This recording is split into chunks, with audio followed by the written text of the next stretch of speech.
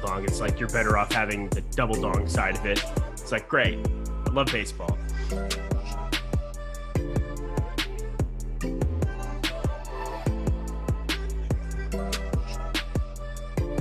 Is the noise really off sounding, or is that just to me? It's just crackling. I think it's on Mike's side. Okay.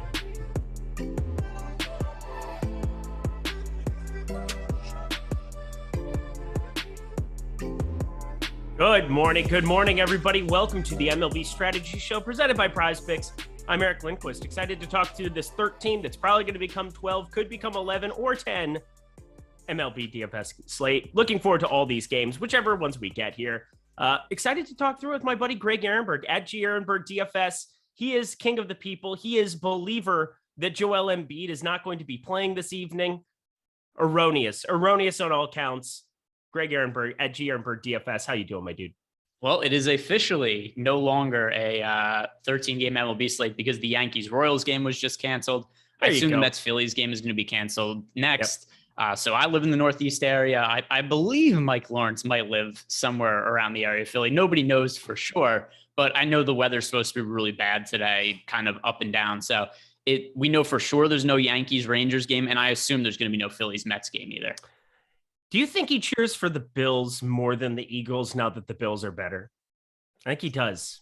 Yeah, he's got a Bills chair. I mean, I'm starting to believe that maybe he's a con man in Philadelphia and he's like over exuberant about Philly sports so that he can really con his friends away from the Buffalo Sabres that he cares about. The Bills, the Buffalo, I don't know. They probably have some kind of a CBA type team, G League team, but maybe not actually a Philly fan after all. I have a feeling he's a Giants fan, to be honest. Yes, definitely. I think like he's having like an aneurysm. Yeah. This is how we kill Mike Lawrence. We accuse Cowboys. We accuse Mike of being a fan of rival teams, and he just drops dead on camera. I was just waiting. I wanted to see if we would get the hot mic interruption in the first 5 seconds of the show. Way to show restraint, Mike Lawrence, our guy behind the scenes, Awesemo in the chat. He's gonna just be a boiling pot of water now the rest of the show, just upset. Bright red right now over there. And it's not just his Phillies cap. I know you're trying too hard. That's why you have so much Phillies gear. What is that? Love Philadelphia? See, you're trying too hard. This is like somebody who goes to Times Square and buys all the memorabilia. You're not actual New Yorker. I've only seen Asian tourists wearing I Love New York shirts. You don't go to like you're not going to go to a comedy club that's like a local spot that and people are wearing I Love New York shirts. I agree with you. I think Mike is I don't know what his end game is. He went to Union Station one time. He goes down to Villanova campus. He's like, oh, this is beautiful. Goes to Temple. He's like, I'm going to go somewhere else. He's just an absolute faker. That's what it is. That's what we're realizing. Mike Lawrence, that's a nice Phillies cap. I can't believe you're wearing it today of all days. What an apocalypse yesterday was. And things aren't going to get better for him either because the Sixers are down in a 2-0 hole and Joel Embiid isn't going to play today. He's so playing. Stop it. Joel Embiid is playing basketball today. Stop it. We got to think of a bet. Chat has to come up with a bet. We've got people starting to come in here talking through this massive MLB slate. Everybody getting done with the NBA strategy show. Now tuning in, jumping over here. Let us know what Greg and I should have because we're on NBA Live Before Lock like we are most nights together, talking through the slate. I don't want to say 99 because that's absurd. I am 90% confident that Joel Embiid plays basketball tonight.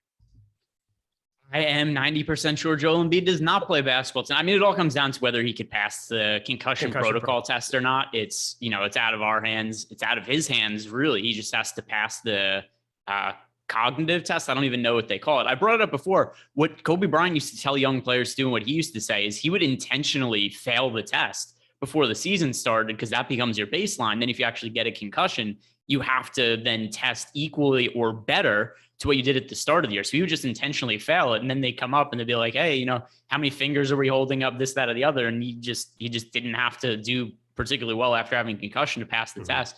So we'll see. Joel Embiid's already missed 2 games. He is officially listed out for today. But Eric and I are going to have some bet on it. I think he doesn't play. Eric thinks he does play. So people in chat, tell us what should be on the line. What should we be wagering? Oh, man. Nothing like a good day-long sweat. Well, actually, we're probably going to know around, 4 Probably 5 p.m. Eastern time. More than likely, because around 2:00, if he's not out there warming up by then, because again, he's got to pass the protocol just to even go out and warm up and do all the other things. So we'll know pretty soon whether or not he's going to play or not. Because I think if he passes that protocol, there's just no chance that he's not playing today. I just get that impression. Plus, he has a built-in excuse now. They're down 2-0. He can play 30 minutes. He can do whatever. And it's not a do or die. Philly will just love him forever just for showing up and playing basketball today with a broken face. Like that's the thing. He will be the king of Philadelphia, even if they get swept here, just because he toughed it out with a broken face. Yeah, I mean, Philly fans are going to love him no matter what, because he's been really good and he isn't Ben Simmons. But that aside, I don't think that's going to have any impact on, once again, whether he plays or not today. So we'll see. Guys, let us know. What should we be betting on? Aaron D, wager hot dong picks. Hey, I just recorded my hot dong picks video this morning. Yeah, check that out as well. But we'll see. Save it, because I want it to be expressed live. I want you to be able to talk about what you're doing with your hot dong picks, and if there's anything that comes up as we're going across these games, I'm sure you'll be more than happy to share with us who you see going yard. I need you guys to hit the like button, though. We got to get this party started right. 12 games now, 12 games. See, I knew as we got in here that something would change, and it did. Thanks, Loco. Thanks, Greg. Thanks, everybody, for keeping me apprised of what's going on. I'm going to talk through this game now. Kansas City Royals, Baltimore Orioles, 3.8 implied runs here on the Kansas City side, Baltimore 4.2. We got Carlos Hernandez with the lowest K percentage on this entire slate at 9.5% for the season. Jordan Lyles, 17.6%. Absolutely no interest in pitching here. How about you? Yeah, no interest in pitching. And I'm also just really quickly refreshing our data to see if the Yankees game has come out, which it hasn't yet. It will shortly, though, because that game's been postponed. And then also waiting to see some other games if they're going to get called off as well. But yeah, there's no interest in the pitching here. This is a fairly sizable slate, and there's a lot of pitchers we could go to. And with that in mind, I don't think we need to go to two shitty ones. I understand that. Well, actually, you know what could change the dynamic of this slate? I'm not going to like these pitchers anyway, but the two pitchers with the top odds being top scoring pitchers on this slate right now are Max Scherzer and Garrett Cole. Garrett Cole no longer exists. I don't think Max Scherzer is going to exist later. So agreed.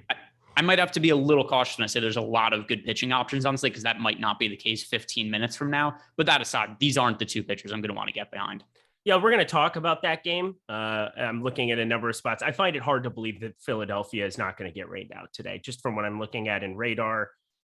Yeah, there's no way that this is going to play. And New York obviously just got taken off the board. These are good things. Cleveland even has some issues. So in terms of Kevin Gausman, this could be a very strange slate where you end up with like Eric Lauer at the top end. What a world to live in. And everybody else sub 10K on what was 13 turns into like an 11 or a 10 game slate. So going to be a lot of moving parts. What we talk about now is going to be different than live before lock, which is going to be different than right up to lock. So be on the lookout, have those notifications set up from News God, be set to go. But let's talk offenses here from this game. Because again, if this game is all set, if it's going to be fine, I mean, this is one of the games that we do have being all right to get to here from a hitting perspective, even though it is got some weather to be paying attention to. It starts for me always with Sal Perez, one of the best hitting catchers, so much power, so much pop. I know it's Camden Yards and different, but it's also Jordan Lyles on the other side. So what sticks out to you from Kansas City? Yeah, so for starters, just the ownership in this game where these two teams are expected to be fairly popular, which makes sense because the pitching isn't good in this spot. But I also think one of the reasons to want to get to either the Royals or particularly the Orioles offense is just because you could stack them for cheap. If we're taking some of the top pitchers off the board, I don't really think that's necessary. So I understand if you wanted to make a 5-man Orioles stack, and obviously they did do really well last night. If you wanted to stack them with the purpose of, hey, I really want to pay up for Max Scherzer and Garrett Cole earlier, but if they're not going to be on the slate, who are we paying up for? Like, are we dying to make an Orioles stack just so that we could get to, I don't know, Gausman and Eric Lauer? Like, I don't really think that's the case for me. So one big impact of taking some of these pitchers off the board is I think cheap hitting became much less necessary. And with both of these offenses being fairly popular, I just don't see the spot that I'm going to have to get to. Yeah, that's a great point. Really well thought out, really well said. I don't really have anything to add to it. You have value teams and they're going to stand out in that regard. But yeah, we can kind of get whatever bats we want if we're going to lose. Scherzer in addition to everybody else here on the top end with no Garrett Cole. Let's talk at least who theoretically you would like from Baltimore, if there's anybody. We saw Ryan Mountcastle go double dong. That was unfortunate. Cedric Mullins, nearly 20% owned. He donged. He's starting to come alive. We knew he would eventually, but what sticks out to you from Baltimore if you do roster anything? Well, one thing I have to shout out to Blitz. I don't know if she's watching right now, but yesterday I told people to put in my MLB betting video their favorite home run picks of the day.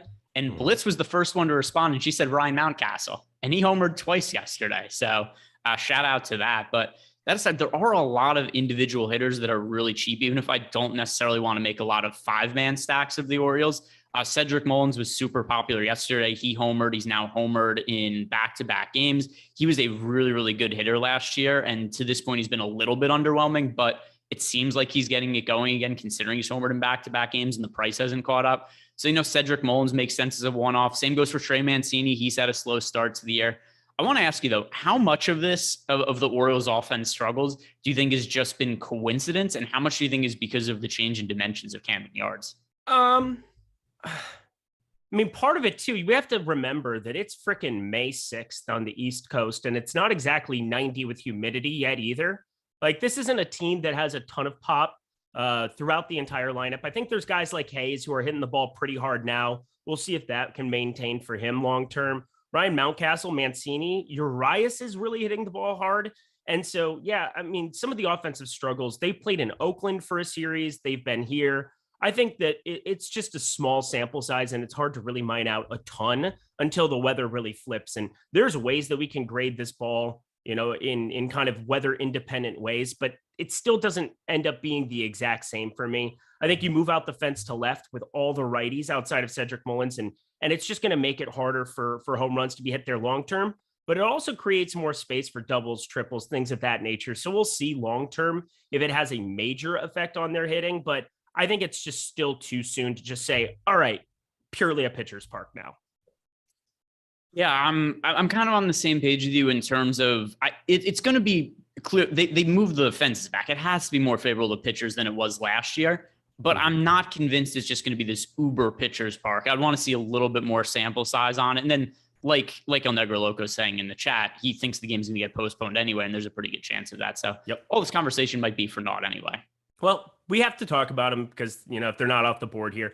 It's nice we got the Yankees one off the board. Saves us a little bit of time. I'm actually going to just take them off my sheet right now. They're already out of the sidebar. Look at Mike Lawrence go. Those fake Philly fans, they are just incredible at getting things done. New York Mets, 4 implied runs going up against look at it, Philadelphia Phillies, Mike's former favorite team. Max Scherzer on the mound, Kyle Gibson. We have tons of weather in this one. I expect it to not play. I think I'm with you in that regard, but let's talk about it anyway. If Scherzer is good to go, how much do you get to?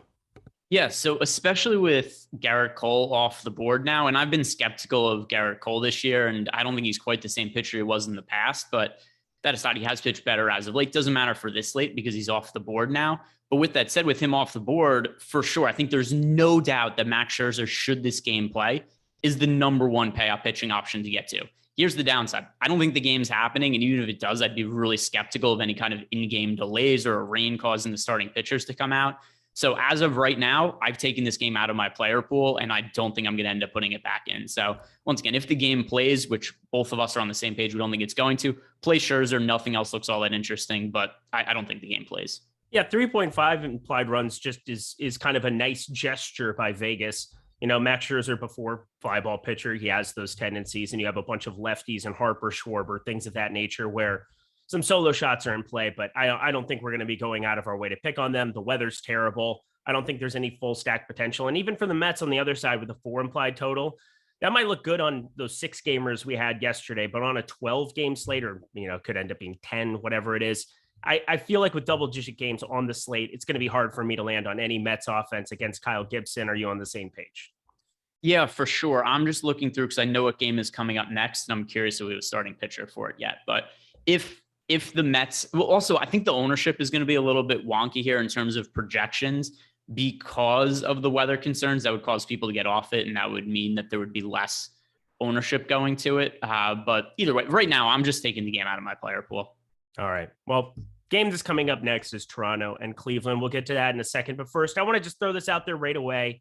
You got to start off your May correctly. And it's May 6th. We're a week into it here, almost to the 7th, which is great. Before May 7th, I would sign up for the Luka promotion, which for $7 gets you 7 full days of Awesemo Plus Platinum. That is 77% off our usual weekly price. Lots of sevens going on here, but that makes it easy to remember. Only $7 will come out of your account in order to get 7 days of Awesemo Plus Platinum. If you love our MLB tools, the top stacks tool, the top pitchers tool, I think the best tools that we have here at Awesemo, the NBA Boom Bust tool for tonight's 2-gamer. Looking forward to talking through that with Greg later in the day on NBA Live Before Lock. If you want to check out F1 projections, which I know Greg had for a split bink earlier this season, and pretty sure we know nothing about F1. He knows nothing about F1 other than he made a lot of money doing it because he's good at DFS with our tools. USFL, tennis, soccer, so many things for you to check out. That is just $7 using promo code Luka at checkout. Stop guessing, start winning.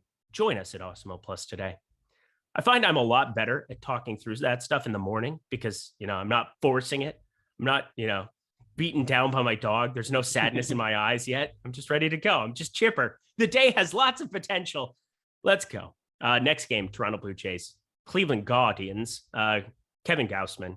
He's really good at pitching. He's been very good at pitching when San Francisco, obviously going into Cleveland, pitching in the AL East in general is going to be worse, but getting Cleveland, there's some contact guys in that lineup. There's still some strikeouts to be had. How do you value Kevin Gausman if we're not going to have Scherzer, if we're not going to have Garrett Cole, if we're not going to have some of these other top arms? Where does he land for you? He's been so good this year, and I didn't really know what to expect from him for a couple of reasons. Number one, he was going from pitching in a pitcher-friendly park in San Francisco to playing in a more hitter-friendly park in Toronto, and then also pitching in the AL East, where you don't have to pitch against the Blue Jays because he's on the Blue Jays, but has to go against the Red Sox offense, the Rays offense, the Yankees offense. And I thought we could see a little bit of regression from Kevin Gausman, especially because in the second half of last season, after there was the crackdown on the sticky substances, there was also a dip in his production, but it has not impacted him at all to the point where his location could not be more on point. He is the first pitcher in baseball history, I believe, in the month of May to have 30 plus strikeouts and 0 walks. I think that, or in the month of April. Yep. In the month of April, to have 30 plus strikeouts and no walks. He's a 2.27 ERA, 2.68 expected ERA. Like I said, 0% walk rate. He's issued 0 walks so far this year, 33.6% K rate. And once again, he's done it in a lot of difficult matchups. So I think we have to prioritize Gausman really highly, and it almost doesn't even matter who he's going up against. And by the way, the Cleveland Guardians offense is not some kind of juggernaut. He's on the road. I just don't really think it matters. Gausman, as of right now, is the top guy to pay up for, and I don't really think there's too much debate about that. I have kind of a tinfoil hat question for you because I want to ask it. Do you think pitchers over this offseason found a way to still get sticky stuff or some type of substance that can disintegrate into thin air? Do you think that they have figured out a way to get the spin rates back? Well, I'd have to look at the spin rates individual. I know for sure that that Garrett Cole is using it now. If you watch any Yankee start, he has it in like by his back sleeve, and he constantly looks like he's sticking his finger in his ass. Or he does. Maybe that's what he's using as a sticky substance. But that side, he's clearly, you could see that in between every single pitch, he's rubbing something on his fingers before, and it started his 4th start of the year, and his first few starts did not go well. So very clearly with Garrett Cole, the answer is yes. I'll go to Baseball Savant and look at the spin rates for Kevin Gausman, because you could tell just by looking at the spin rates. They're identical to last year now. They're like identical. 2279 on the 4-seamer, on the fastball, 1601. That's up on the split finger from 2021. The changeup is slightly, way up, 50 more RPMs on the changeup, and the slider is down quite considerably, but it's a pitch that he's throwing less than the 4-seamer and split finger. So, I mean, that's kind of the way it was last year. So the main arsenal is spinning identical on the 4-seamer and way more on the split finger. Yeah. So I'm just pulling up last year. So 2021, let me look at his spin rates and see how they changed by month. I'll do it. And actually, they didn't drop as much as I remembered them dropping last year, Kevin Gausman. What about by game? let's see, did they drop off? They dropped off a little bit in the second half of the season. It's not as precipitous as I remember it being, though. So maybe I've just misremembered, and he's somebody who wasn't impacted by it as much last year as I thought it was. But either way, he's been really good this year. I do, by the way, I back your conspiracy theory. I think there are a lot of pitchers who have figured out ways to get around it. I think Gausman just appears to be really good. I'm convinced of it. I've been watching a lot of Dodger baseball, and there's something going on. I'm just throwing it out there. I think they found something, or maybe it's some kind of a legal substance. I don't know what to make of it. Maybe it's not sticky in nature, but there is something going on where the ball is spinning just as much as what it was pre-sticky stuff. So I'm pretty convinced something was figured out by somebody somewhere. I'm just kind of waiting for that to kind of exist, or maybe this is just kind of long-term something where if it's just going to be like a water type substance that's helping them grip or do something differently, so be it. They're going to have to just play with that going forward in baseball. Cool. Nothing like a tinfoil moment to start off the day. Shane Bieber on the other side, really good at pitching. Far less K percentage, 25.4%, 3.92 expected ERA, but a 0.95 whip. Overall, the results have been there. It's a spot that going up against Toronto, it's never going to feel comfortable, but this is Shane Bieber we're talking about, former AL Cy Young winner from 2 seasons ago. How does he fit into the mix for you today? Yeah, Bieber's been a tricky one because I keep expecting him to regress, and he just hasn't to this point. The biggest red flag for me is this velocity is so far down from the last couple of seasons. So when he won the Cy Young, and he was pretty unquestionably the best pitcher in all of baseball in 2020, to 1.63 ERA, 2.5 expected ERA, the strikeout numbers were crazy. He had a 41.1% K rate this year. That year. This year, though, so from the peak of his powers, he had 94.3 average fastball velocity last year. Shoulder injury. I believe he had surgery in the offseason, wasn't able to finish the year, or he came back for like the last couple of starts of the year, but missed the bulk of the season. Then he opens up this year, 91.4 average fastball velocity. So we're looking at a 3 mile per hour velocity dip from 2 years ago. And I understand he's a 2.45 ERA, but he's a 3.92 expected ERA. He is a 250 BABIP. He has an 80% strand rate. So he's benefited from a lot of good luck. And I still think Bieber's good. Right. I don't think it's easy to talk about regression and make it sound like somebody's going to be bad going forward. I don't think that's the case. I just don't think he's one of the best starting pitchers in baseball anymore. I think he's very good, but not quite on the top echelon. And I think that Gausman is a better pitcher than him at this point. So in terms of Bieber, I think that he's a good play, but I'm not going like crazy to roster him. Yeah, as it stands right now, without Cole out of the projections, 10.9% top 2 pitcher percentage, 18.7% ownership. He's going over-owned. That's as it stands right now. Whereas Kevin Gausman, where 1,300 more to get up to him, but we're losing so many other guys on the top end. I find it hard to believe that if he's going to be the under-owned guy between the two, that I'm not going to have a lot more of Gausman. Plus the offense on the other side. I got to feel like the floor for a guy like Kevin Gausman against Cleveland looks a lot different than the floor for Shane Bieber against Toronto. Would you agree with that too? Yeah, and I mean, it's also just such a difficult matchup for Bieber going up against the Blue Jays. And let's see, where are they at? Considering there's no ownership going to Toronto also, and just some of the concerns I have about Bieber, I think I'm going to want to make Toronto stacks. Right now only projected for 1% ownership. So I do think that's something I could get behind. I've mentioned this before when it comes to the Yankees offense at low ownership, the Blue Jays offense, the Dodgers offense. Even if these teams are going up against an elite starting pitcher, if it's 1% ownership, I still think it's worthwhile because there's so much power in the offense. So I'm going to be stacking against Bieber a little bit. Yeah, I don't mind that at all. And you go through some of this lineup. I mean, obviously Vlad Guerrero Jr., that's a guy who smashes baseballs and doesn't strike out very often, but really the only 2 righties, Matt Chapman, Bo Bichette, that are guys that strike out over 22% of the time on the season. There aren't a lot of Ks to be had. Now, Zach Collins should be in against a righty there. So I'm looking at Zach Collins as a guy, 40.7% K percentage. That is by far the best one, but he's got some pop and not exactly the best guy to be going up against if you don't have your best stuff. So Zach Collins, the starting to regress a little bit, but still a 439 expected slugging on the season. He's got some things that could potentially cause problems there at the catcher position. Plus he'll be relatively unowned, whereas opposed to when he's batting 4th, 5th in that lineup, there are times when he ends up super popular on certain slates. Not today, not on a double-digit game against Shane Bieber. Cleveland, we don't want to pick on Kevin Gausman, do we? No, not on, even with a couple games and potentially a few games getting taken off the board, not on a slate that's going to be, like 9 or 10 games or whatever we end up with. Still, no.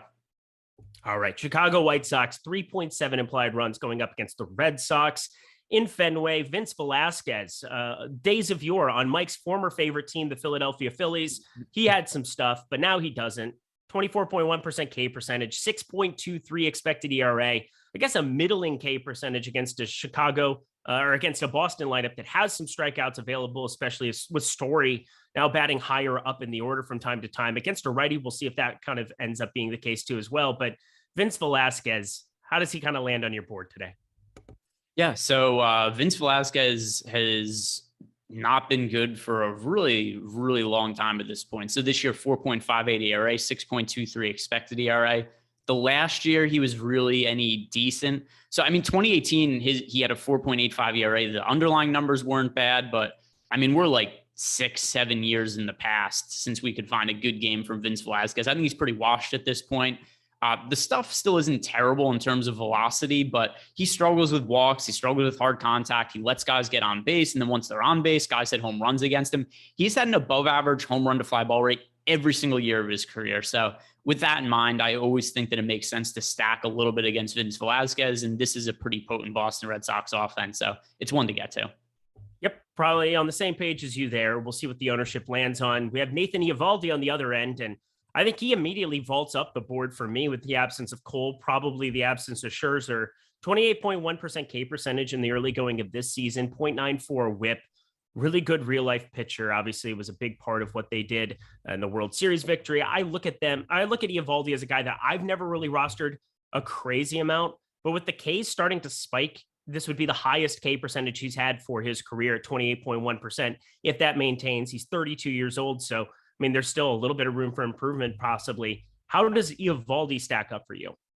Yeah. So one thing that's funny about Eovaldi is, he's always thrown incredibly hard, but do you remember for the longest time, the issue with Eovaldi was just that he would get hurt all the time, is that he wouldn't be able to, then teams tried to transition him to a bullpen role to keep him healthy. And he would just I think he's had Tommy John surgery twice. He had a shoulder injury. Despite all this, the velocity has never gone away. He's still somebody who could regularly hit 100 miles per hour. He's one of the hardest throwing pitchers in baseball. For reference, when he first broke into the league as a full-time starter, he had a 97 mile per hour average fastball velocity. This year, 97. It's the exact same. Nothing's changed despite all the injuries.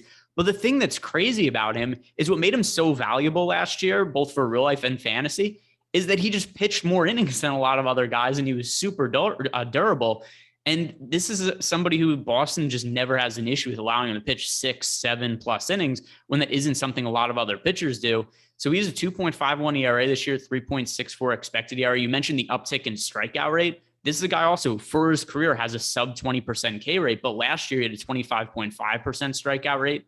And then this year so far, 28.1%. So he is so much different than who he was as a pitcher a few years ago. He's more durable and he's generating strikeouts now. I don't love the matchup against the White Sox, but he's been a really high floor pitcher and we're running out of high-end pitchers to pay up for. So I think that he's somebody who, when we first started the show, or maybe earlier in the day when we weren't sure what was going to happen with Cole and Scherzer, maybe I would have preferred them to him, but that's just not the case anymore because they aren't an option. So Eovaldi's pretty high priority. Hey, Greg. Yeah. Joel Embiid has cleared concussion protocol and participated in shoot around on Friday. All right. So I assume that means he's playing. But I'm gonna have to pay you something if he plays, but we don't know what it is yet. I'm not gonna renege on the deal just because he's gonna play now. Okay. I think I have to, I was thinking this is what my mind went to when I was getting my coffee and getting everything set up for today. I was thinking you have to wear a filter of my choosing on Zoom throughout an entire show. Okay. I think that's fair. I get to pick the filter on Zoom. I think that's a pretty muted.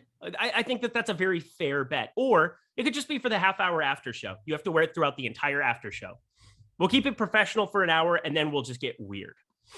As if I've never put on one of the filters during one of the shows before. I'm looking last through the list show right we now. did together yesterday. I'm looking through the list. There's some ones to wear. There's some beautiful things. Well, you're a man of your word. I thought that was the most harmless one that we could come up with. I get to pick out which filter I want. All right, let's do it. All right. And again, there's still a chance he doesn't play. That is true.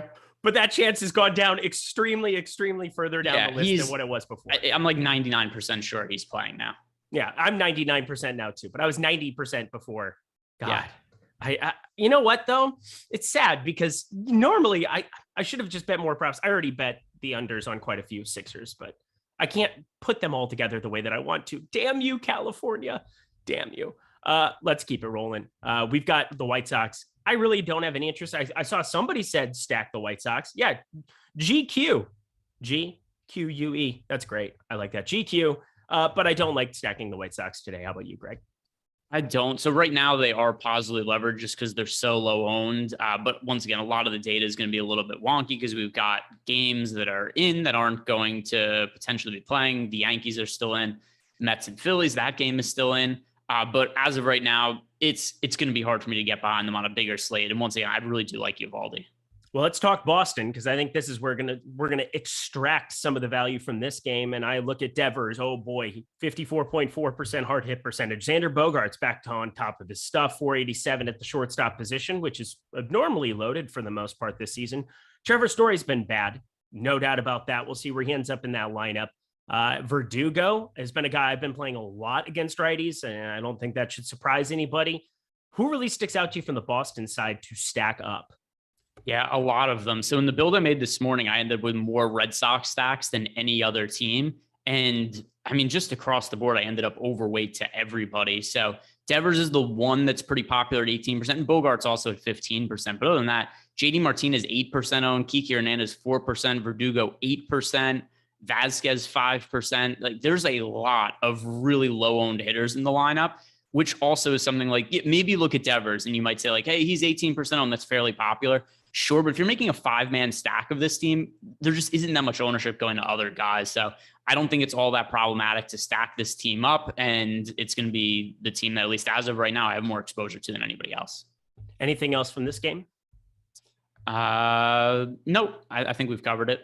And we don't have any weather concerns in that one. I just assume every East Coast game is something to pay attention to, but I don't think we do in Boston. Yeah, no, that's a 2% chance of rain. Oh, beautiful. That seems low. About what Greg thought Joel Embiid's chances of playing basketball were tonight. That's cool. Right. Cool. Yeah, so maybe that means the game's getting rained out now.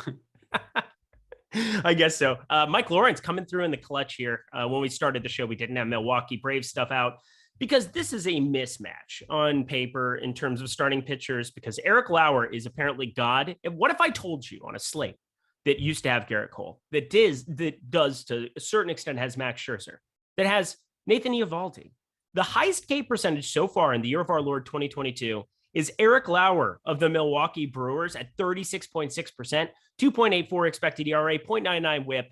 I don't know really what changes. I'm looking at StatCast. I've been trying to make sense of what's going on with Eric Lauer. This is just madness how good he's been. Oh, yeah, because he's getting tons of horizontal movement on every pitch that he is throwing right now. Has a big throwing a lot harder. Throwing a lot harder. I mean, it's just crazy looking at some of these numbers. Eric Lauer, absolute stud at the moment. Do we ride the wave? Yeah, I think I'm going to. I'm curious to see where the ownership ends up being. When we had the run earlier, he was only projected for 1% ownership, which made him somebody that I really wanted to get to. If he ends up being popular today, then I'll probably end up looking elsewhere. But at least as of things stand, you know who? Here's the comp I have for you. Eric Lauer this year is Robbie Ray of last year. Yeah, I mean, that's kind of what we're looking at. It's I mean, the lefty comp, the doesn't exactly throw at 97 comp, I mean, that's a really good comp.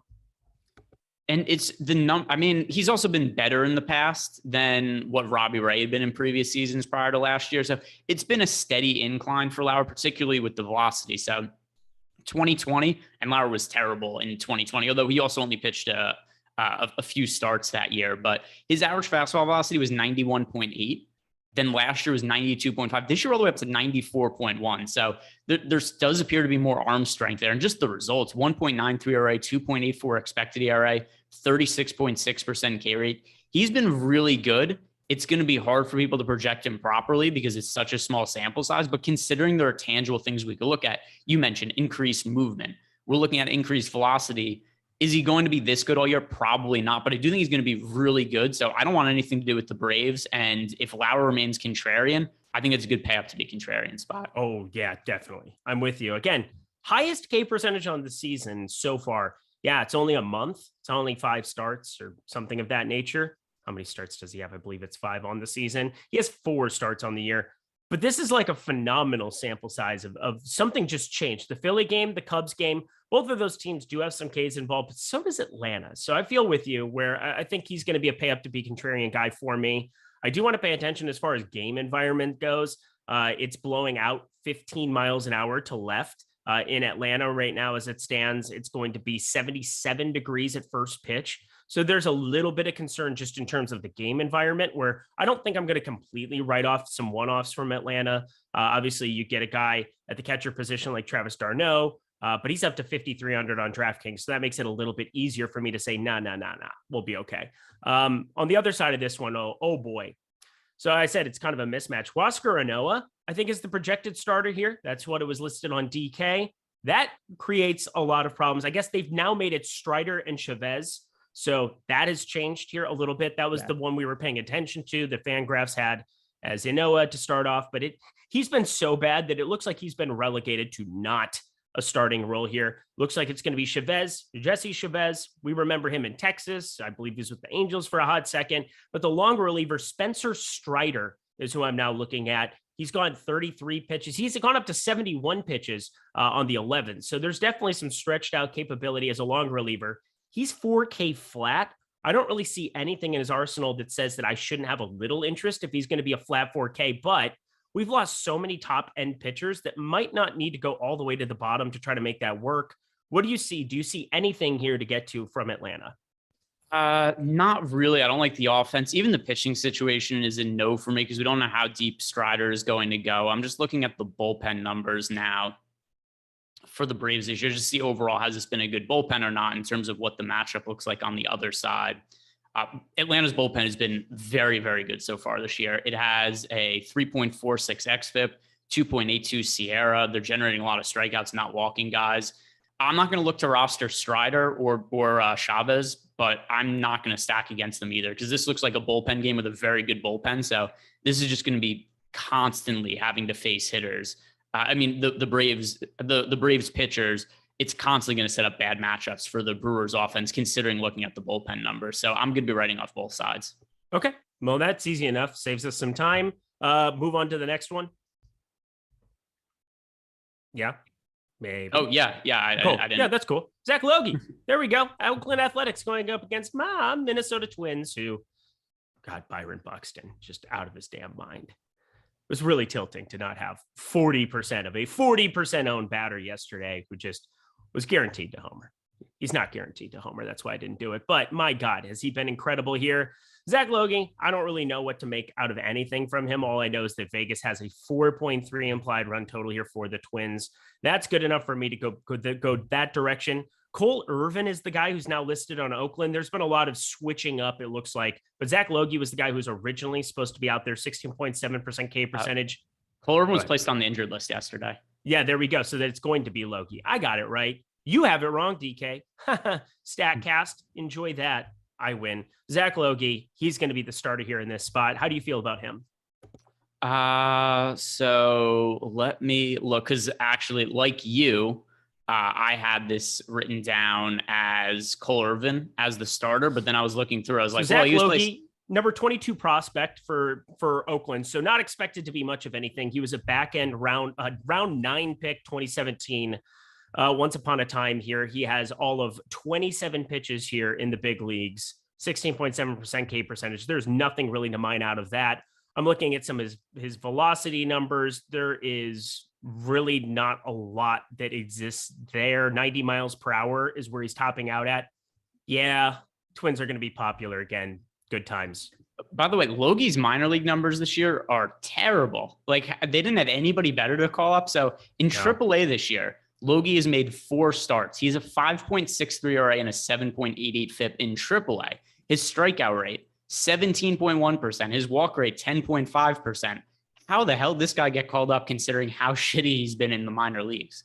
Sometimes maybe shit. Sometimes maybe shit. Yeah, only shit, nothing else. The guy is just always terrible, apparently. And, I'm not going to pretend I know that much about him, but I'm just looking at his minor league numbers. He's an unranked prospect. He's 26 years old. From what we've seen from, like you mentioned, 90 mile per hour average fastball velocity. I'm not sure what the Twins ownership is going to look like here, but I'm on the same page with you in assuming they're going to end up being very, very popular again. Yeah, it's going to be a disturbing situation. Oh, goody. Well, Josh Winder, again, just every Minnesota Twin starter is performing above expectation here for me. Josh Winder, not great in Ks, 19.7%, but limits hard contact. There's not a lot of guys who can hit the ball that hard from the Oakland side as it is. Decent enough start to his big league career. I feel as though he's going to be a good real life pitcher. Is he viable for you in fantasy at his current tags? By the way, we have we have an update on Joel Embiid. According to Chris Haynes, he will not play today, even though he cleared concussion protocol. Shit. Yeah, ready to wear. Well, also Chris Haynes has not been a reliable source over the last few years. But Chris Haynes did tweet, Philadelphia 76er star Joel Embiid cleared concussion protocol and participated in today's shoot around, but he remains out tonight in Game 3 against the Miami Heat. Haynes No. But he remains out because he's still out right now. They haven't updated the status. They haven't come out with the injury report. So it's saying that he's still listed as out is the way that No, he didn't say he was listed out. He said he's out. Haynes is also not a good reporter. Like he's botched information all the time, but the way that he wrote that, it's that Joel Embiid will not play, but Haynes is not reliable. So what his status can change. Yeah, exactly. That's what I say. But he remains out, meaning that the status just hasn't updated yet. Like they haven't. You would say he's listed out. No, because the way that I'm reading that, but he remains out, as in he remains like he's still listed as that on the report, is the way that I'm reading that. But it's a really poorly worded tweet. He should just say, but he will not play today. If you had information he wasn't going to play, you would just say that as opposed to, but he remains out. Well, yeah, because the status can still change. So here's the difference, right? Chris Haynes on April 24th. Brooklyn Nets list Ben Simmons is out for Game 4 against the Boston Celtics. So in the past, when it's injury report, he said listed out. All right. So look at this. We got Mike Lawrence on the case here. NBA star Joel Embiid cleared concussion protocols, dealing with orbital fracture and torn ligament and thumb. Embiid is doing everything possible to be available to play in Game 3 tonight. That was sent at the exact same time as Chris Haynes' tweet 14 minutes ago. Actually, it was sent 2 minutes after Chris Haynes' tweet. Yeah, I'm going to believe Shams. I am too. I'm just thrown into the mix. We're not. This isn't settled yet. It's probably settled. If I have to wear some stupid cat filter because of a bet that I made myself when I thought I was going to win, I'd be so pissed off. You think you're going to have to wear a cat filter? Let's say. I mean, I'll look through. I'll see. I'll do some research and see which ones. Yeah, get back to me. Let me know what you think here. I think we're both on the same page, though. Minnesota going to be popular. Oakland, back to Josh Winder, 6,400 for him on the DraftKings slate. I'm not sure how necessary it's going to be to get to some of these guys, but as it stands right now, 8.4% top two pitcher percentage, a little bit of positive leverage, only 8% rostership there. I think amongst all of the sub 7K guys, even maybe sub 7,500, I think Winder is my favorite guy to get to. Let's see. So Winder. To the Winder, to the wall. To the sweat drop down my balls. Thank you. Yeah, this is we're on YouTube. We're not censored. I know, but I try to be appropriate and choose my swearing carefully or my vulgarity carefully. Yeah, I just don't think there's going to be a need to pay all the way down to Winder. We mentioned before about how now we've lost some of the top end pitchers on the slate, and we saw a good outing from Winder his last time out. But once again, another guy who's he is somewhat ranked. He is a top 100 prospect. He's shown good stuff so far this year, but also really, really lucky underlying numbers. He does a 2.2 ERA, but a 3.79 expected ERA. I'm going to rely more on some of the projection systems like Zips has him for a 4.64 ERA for the rest of the season. Also as a low strikeout guy.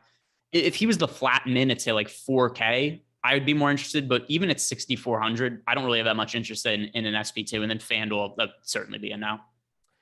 What if I told you that Oakland had the third highest K percentage against right-handed pitching this season at 25.6%, just a 76 WRC plus and a 112 ISO. Is that still something where you wouldn't want Josh Winder in your life? He only has a 19.7% strikeout rate so far this year. Last year in AAA, he had a 22.4% K rate.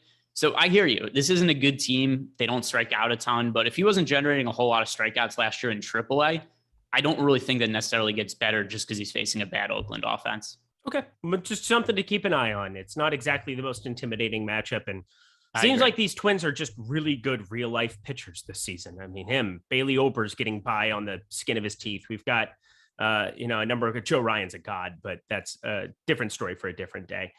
Let's talk the Twins offense, because I don't think either of us have a ton of interest in Oakland, correct? Yeah, no interest in Oakland. For the Twins, I'm going to be doing the same thing I probably did yesterday, which is if they're going to be this overowned, I just won't play them. And I'll hope that some other offense ends up scoring a bunch. Yesterday, the team I ended up backing was the St. Louis Cardinals after there was a pitching change where it wasn't Logan Webb and ended up being a bullpen game. But yeah, I just think ownership ends up mattering so much in these spots. If we're actually going to see the Minnesota Twins projected for the kind of ownership I expect, then I'll just look elsewhere. All right. Well, that kind of does it for this game. Oh, it's Prize Picks time. Look at that. Prize Picks, the sponsor of the MLB Strategy Show.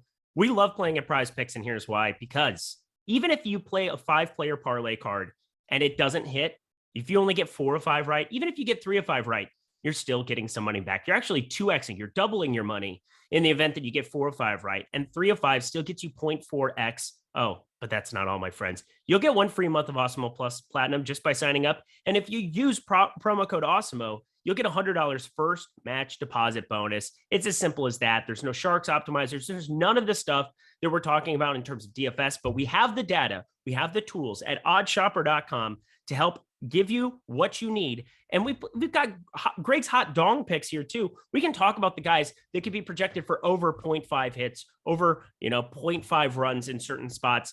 Guys that really make sense that can be successful for DFS plays and be successful on Prize Picks. I know Greg and I have been very, very high on all the Milwaukee pitchers, just slamming overs on their Ks every single day over there. Might make some sense here with Eric Lauer as well, but I love playing at Prize Picks. Download it today over at the App Store. Go to prizepicks.com. Take advantage of all of the offerings there. Promo code Awesemo, $100 first match deposit bonus, plus that free month of Awesemo Plus Platinum. Check it out. Thank you so much to them for their sponsorship of the Strategy Show and so many other shows throughout the day here on the Awesemo YouTube channel. All right, let's keep it rolling. We've got Detroit plus 172 at Houston. 8 total runs here in this fella on the mound here for Detroit. Bro, Brisky. I mean, that sounds exactly. So, I mean, the Tigers, it's like a Coach O thing. Oh, Bo Brisky, he's on the mound. 15% K percentage, 5.23 expected ERA, 1.00 whip. How do you feel about Bo in this spot? He is a very, very difficult matchup on the road against the Houston Astros. Yes. Apparently it didn't matter yesterday that Jose Altuve had fouled a ball off his dick. He was still good to go yesterday. And not only that, he homered immediately. Did you first pitch, first at bat? Did you see the Houston Astros team tweet yesterday? No. It's going to be something about nuts, isn't it? Yeah. Mike, if you could find the ball buster, if you could find the tweet, pull it up. It's the one for the Houston Astros tweeted yesterday at 8:39 p.m. Eastern time. F the Astros. But whatever they cheated, who cares? Just Altuve. Yeah. So as it comes for there's just no need to roster a pitcher this cheap who probably isn't good against the Houston Astros offense. I think the bigger question here is going to be how popular does Houston become? Because if, at least as of right now, they're a little bit negatively leveraged, but not crazy. Right now, I'd be willing to get to them. But if we end up getting to a spot where the ownership comes down a little bit, then I'll be prioritizing them pretty highly. As of right now, in terms of top stack odds, we have Boston 1, Houston 2. And I slightly prefer Boston, but Houston would still be a team to get to. Yep, I think it's impossible to run into a slate where I'm not going to roster tons of Kyle Tucker and Jordan Alvarez. It's just going to happen every single time, especially against a Bo Brisky fella. Luis Garcia here on the other side. We kind of know the profile on him. Extreme fly ball pitcher. 484 expected slugging, not great, but a 220 expected batting average looks pretty nifty. There is potential up against this Detroit lineup. I don't think he's got the best K stuff in the entire world. He's got a mid-90s fastball. The cutter doesn't really move a whole lot. There's not a whole lot of deception in the arsenal. But this is a Detroit matchup that I think has to be valued a little bit higher than most. He's pretty high up on the top pitchers tool, but lots of negative leverage. Looks like he's going to be what? As it stands right now, the third most popular pitcher on the slate. How do you value Luis Garcia on this slate? I think as far as SP2 options go, he's the number one priority for me today. And I care more about leverage when it comes to offenses than it does with pitchers. 7,400 for Luis Garcia, I don't find to be problematic, especially against the Tigers team that isn't a great offense and is also kind of right-hand dominant in some of its better hitters. So Luis Garcia, at least in the build I made this morning, I got to a lot of him, and he's just mispriced on DK. He's somebody that should probably be $1,000 or so more expensive. Over on FanDuel, he's more appropriate price at $8,500. I would still be willing to consider him on single pitcher sites, though. I think he's very safe.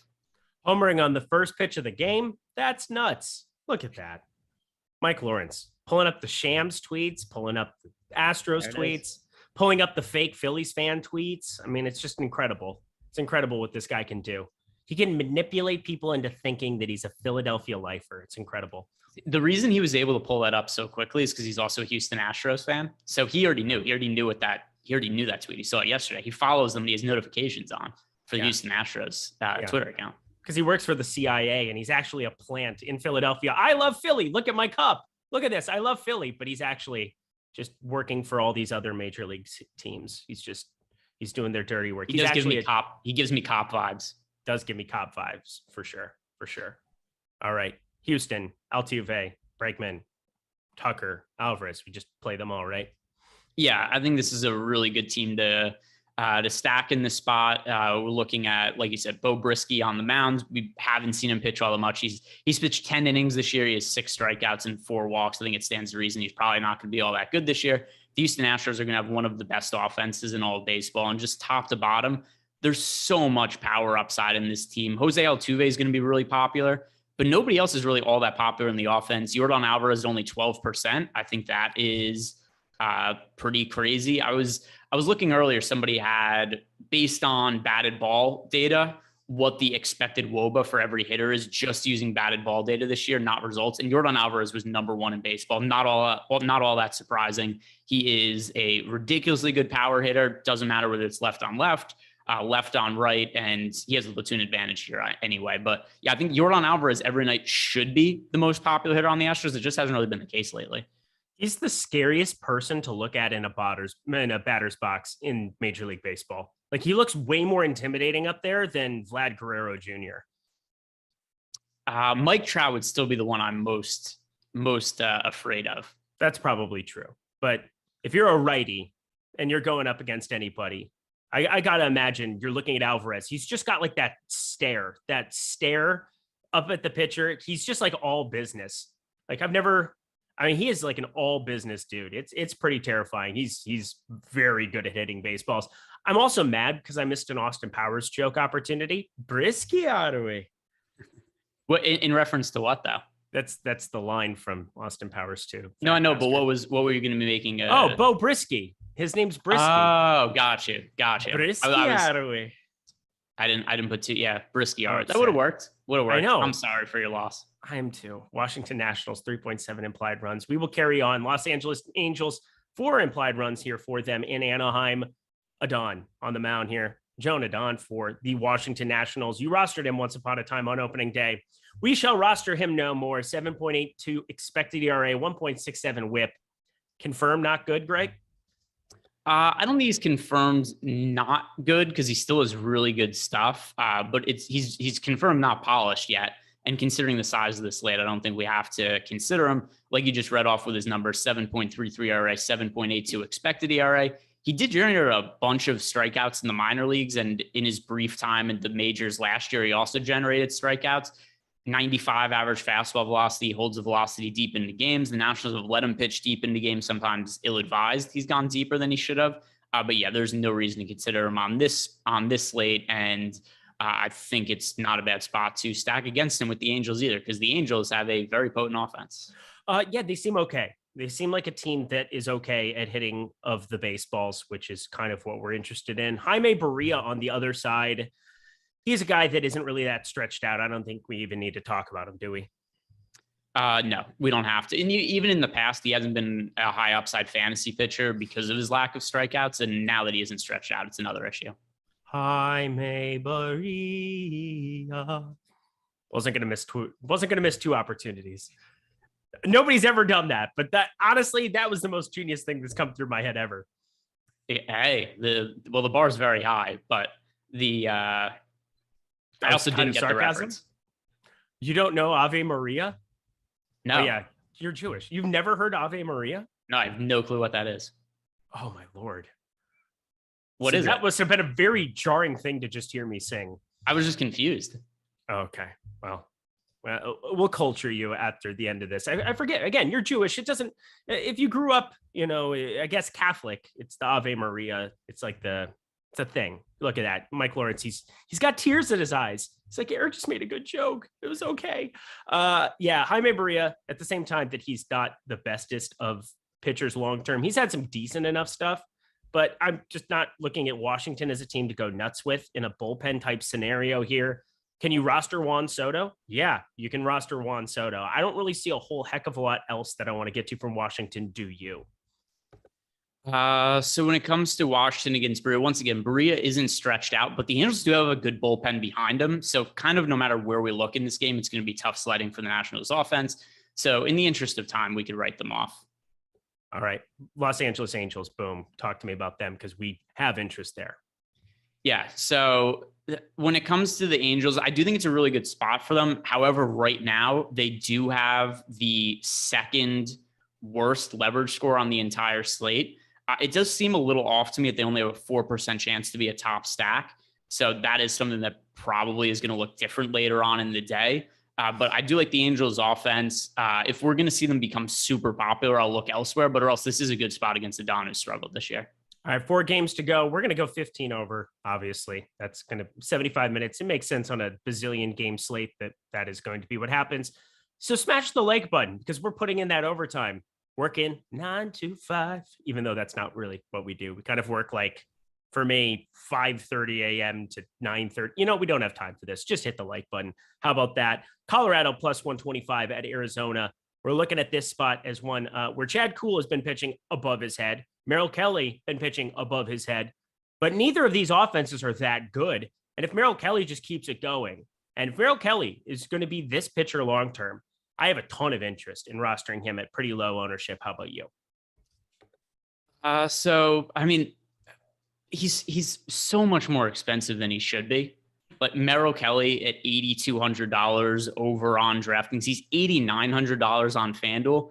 I don't understand why he's that expensive. I know that this isn't a difficult matchup he's going up against, but it's not like Merrill Kelly is any good himself. He's gotten off to an okay start this year, but I don't really buy into it. For his career, he's pretty regularly been a guy with an ERA in like the low to mid 4Ks, and he's never been a strikeout guy either. Even going back to the minor leagues, he's a 20.4% strikeout rate for his career. So I don't really see the upside, even though the matchup is really appealing. Yeah, it's matchup based, 22.8% K percentage, 8,200. We're losing pitchers off the board. He's completely unowned. I think there's some reason to go that direction. And Chad Kuhl on the other side, talk about out kicking their coverage at the moment. 375 expected slugging, giving up some hard contact, but just a 19.3% K percentage, not the most appealing of DFS options. I don't really think I land on him even against Arizona. How about you? No, and then talking about the other side really quick, by far the Diamondbacks are the chalkiest stack on the slate, and I have no clue why. It's a good spot for them against Chad Kuhl, but there isn't a single team with ownership more than 10%, and the Diamondbacks are nearly at 15% today. So I just don't understand why that's the case. I don't get it. That is very strange to me. So right off for me in that regard, if it's going to be Diamondback season, going up against Chad Kuhl, whatever, it's just kind of a mess spot.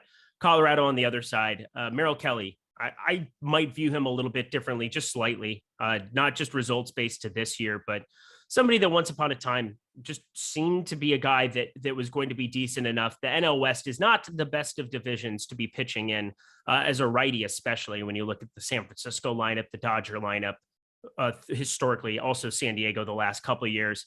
I'm okay with him to a certain extent, less so on Colorado, but is Colorado a team you might land on a little bit? No, I'm not. I mean, in general, the answer is no, unless they're at Coors Field. On the road, I almost never roster the Rockies. Like I said before with Merrill Kelly, I don't think he's a great play because of how expensive he is on FanDuel and DraftKings, but that doesn't mean I'm looking to stack against him either. All right, the best bets package, y'all. Check it out at Awesemo Best Bets. You got Alex Baker, Steve Buzzer, Ben Raza, everybody putting their best bets constantly into that premium channel. Go sign up for it, click on it, get it into your premium Discord today. But if you want to check a sneak preview, if you will, on twitter.com, go to at Awesemo Best Bets right now. It's usually right before lock that they'll send out a best bet just for you guys, catered to that handle. So have your notifications on, turn them on for at Awesemo Best Bets. All right, 3 games to go. We're going to cruise. Tampa Bay plus 110 at Seattle, 6.5. Really low total that we're looking at here in this spot. Josh Fleming on the mound here for Tampa. He's going to be the guy that I believe has the long relief duty here for Tampa Bay in this spot on the season. Decent enough, 6,300, but I mean, just really bad service numbers. 6.32 ERA, 1.85 WHIP. Maybe Seattle's a team I land on a little bit here. Matt Whistler is going to be the opener there in that spot, but anything to really talk about regarding Fleming?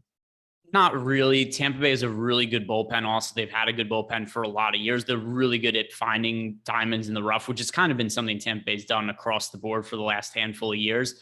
But I think that the key point here is with it being a bullpen game, there's no starters we're going to want to roster from the team. And then at the same time, also, I'm not really looking to pick on them with the Seattle offense because it's a tough spot for them. Seattle has a 3.7 implied team total. They have a 0.5. Well, let's see. What is their chance of being the top stack? 2%. So yeah, I don't think I'm going to want to get to them, but I'm not rostering any Rays pitchers either. And Logan Gilbert on the mound here for Seattle. Boy, he could be something special. Logan Gilbert. Talk to me about him on this slate. One of the top pitching prospects in baseball, came up last year, looked really good right out of the gate, and nothing's changed this year. Actually, if anything's changed, he's looked, even better. 0.64 ERA, 3.37 expected ERA. He doesn't have the highest strikeout upside in the world, but I do think he's a pitcher to consider just because he's been so successful so far this year. If you look at his numbers on the whole last year, it might not look great with a 4.68 ERA, but he fatigued a little bit towards the end of the year. It was by far his longest workload, his biggest workload he's ever had. He pitched 119 innings. Before then, he had kind of been capped around 100 innings. So I do think that, why is he calling me now? But I do think that Logan Gilbert is a low end pitcher to consider without being a priority. Was that your dad calling you? No, it's actually Nolan Kelly calling me. Nolan Kelly, hello, my friend. All right. Yeah. Well, we'll get it going and then we'll get you out of here. Again, we were going to have to fly to get through 12 games in an hour. We're going to go a little bit over. I think everybody's okay with that. Miami Marlins, 3.1 implied runs going up against San Diego, 3.4. You're on this side, another 6.5 that we're looking at. Going to be interesting with Alcantara because coming off of a poor outing last time out as mega chalk, maybe people shy away. I'm not sure if they're going to or not, but I feel like I want to go right back to the well. 103 pitches we saw. He's 7,700 on DraftKings.com. Sure, you've got Hosmer batting a little bit more like Hosmer. You have Manny Machado, the most tilting human being on planet Earth to me last night because of how much Luzardo I had, but you still were probably better off having the Machado side of it. You've got Cronenworth, you've got Grisham, obviously, who'll probably be leading off. He's been very poor this season, but historically much better against righties. How do you feel about going back to the well with Alcantara in this spot? Yeah, so when it comes to Alcantara, I rarely like to roster him in DFS. Once again, just because there isn't that much strikeout upside with him. Also, the Padres offense has been difficult this year, but I never stack against him either. We've had a bunch of spots now in the tail end of this slate when we've talked about these games where I haven't had interest in the pitcher, but haven't had interest in the offense against him. And that's where I'm going to be with Alcantara also. He throws really hard. It just doesn't lead to strikeouts. 21% K rate this year, 21.2% for his career. He's somebody who more often than not is going to score fantasy points somewhere in the teens, which is serviceable, but not enough to win tournaments. But he's generally going to suppress the offense of the other side. Also 2.9 expected or 3.16 expected ERA this year, 2.9 real life ERA, kind of in line with all the numbers we've seen from over the last few years. So not enough strikeouts to roster him, but too good to stack against him. And you crank that whole soul. Hey, what? Hey, you Darvish. Again, that was a good one. I'm trying really hard, but I'm trying too hard, baby. I gotta laugh though. That's all that matters. And I'm sure you're the first one that's ever made the you reference there. I doubt anybody else in the DFS industry has ever had the audacity to do what I just did. You want to know? Here's something totally true and embarrassing. When I'm building lineups for a Yu Darvish chalk slate, that song plays in my head the entire time, every single time. Really? Yeah, just constantly. That's not a joke either. No. I'm totally serious. I don't know why. That's just always something that's happened to me for like 8 years now. However long it's been that I've played DFS, that's happened on any Yu Darvish slate. Soldier boy, I'm many. Oh, yep. Every single time. Every single time. Oh, it's incredible. Well, he's been historically a very good pitcher. He's also probably the most tilting guy in DFS for me to roster, because when I roster him, he just disintegrates into thin air. And when I don't roster him in bulk, he just mows people down. So far this season, really good metrics. 229 expected batting average, 381 expected slugging, but big but K percentage way down to 22.5% for a guy who's historically been around 30% every season up until now. He's getting older. He's still got a mid-90s fastball, so I'm not sure exactly what to make of this start for him in terms of getting swings and misses. What do you see with Darvish, and is he somebody that you want to be over or under the field on today? The strikeouts are going to come back. This is why. His swinging strike rate this year is 12%. For his career, it's 12.4%.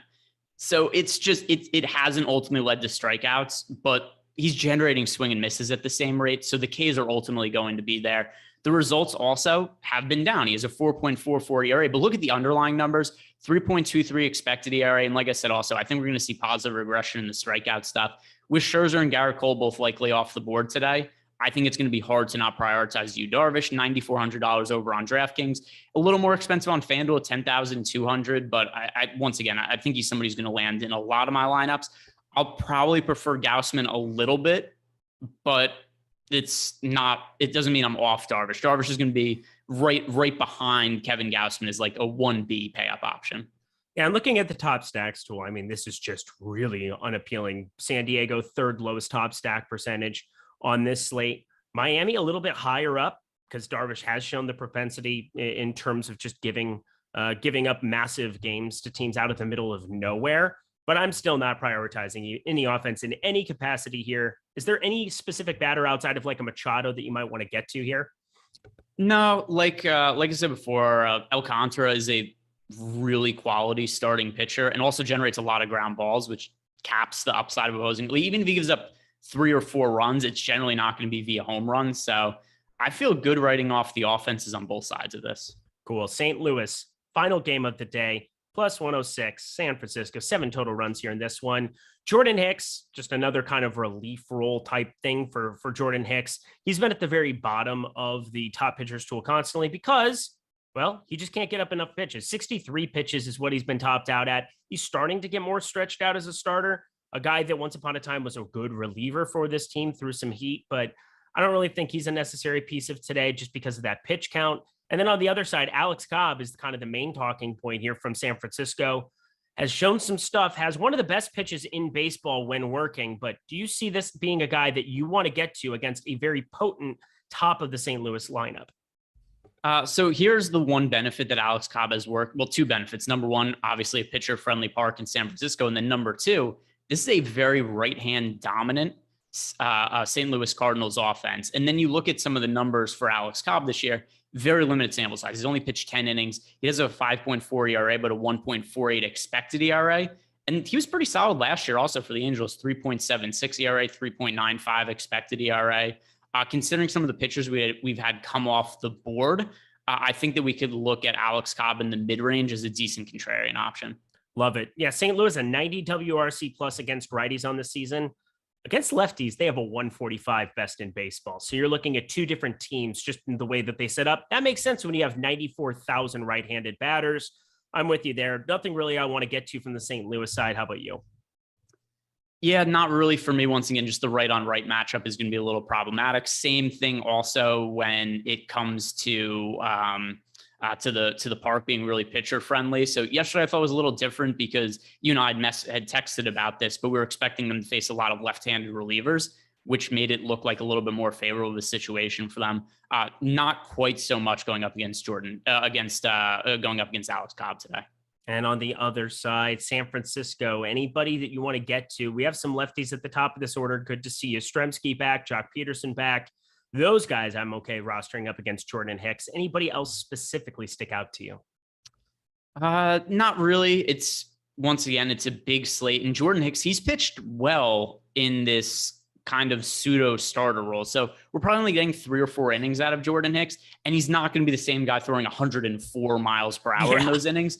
But he still maintained a 98 average fastball velocity in this role. And I think that he's probably pretty well suited for it. So I don't expect him to be a top of the line rotation pitcher or anything, but I think he's going to be solid enough to where we're not going to want to be, stacking against him fairly regularly, and certainly not in pitcher friendly parks. Well, that'll do it, everybody. Anything else you want to touch on regarding this slate here that we just covered? It was 13. Now it's 12, going to probably be 11 games. No, I think we've got it all covered at this point. Just pay attention to the weather. That's going to change a lot. And pay attention to NBA Live Before Lock, where Greg and I will be breaking down everything. Look at this screen. Shams Charania. There's optimism. Philadelphia 76ers star Joel Embiid will return tonight in Game 3. He's been fitted for a mask. Nobody cared who I was till I put on the mask.